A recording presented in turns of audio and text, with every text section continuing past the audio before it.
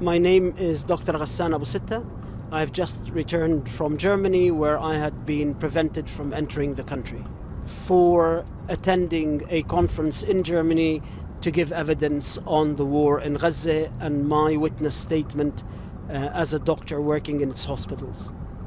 So this morning at 10 o'clock I landed in Berlin to attend a conference on Palestine, where I had been asked, along with many others in the UK, in the United States and in Europe, to give my evidence of the 43 days that I had seen in the hospitals in Gaza, working in both Shifa and Al-Ahli Hospital.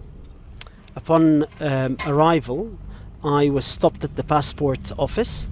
I was then escorted down to the basement of the airport, where I was questioned for around 3.5 hours.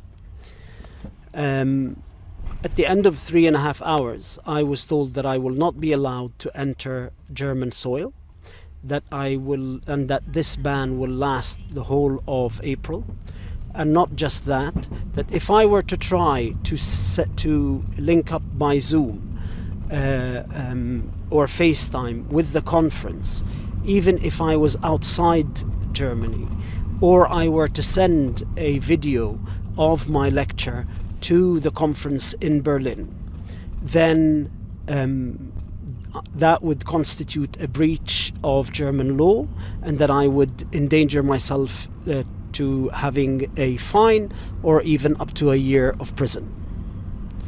I then was asked at the end to book a flight back to the UK. My passport was taken away from me, and then I only got my passport back as I was boarding the plane.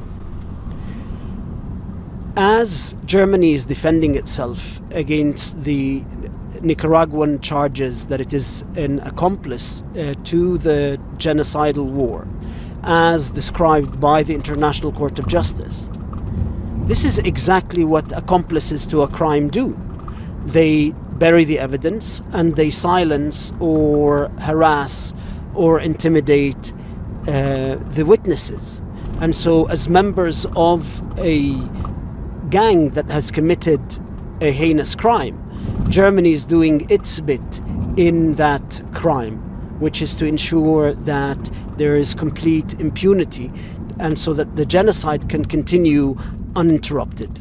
So the Jewish intellectual Hannah Arendt, in the first lecture that she gave in Germany in 1958 after the Second World War, she said, "We humanize what is going on in the world and in ourselves by speaking of it. And in the course of speaking of it, we learn to be human. There is so much peril before us. To speak of it in earnest, to understand the causes and the alternative, is to practice our humanity."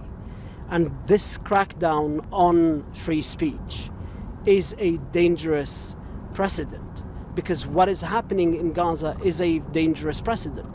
We are watching the first genocide unfold in the 21st century.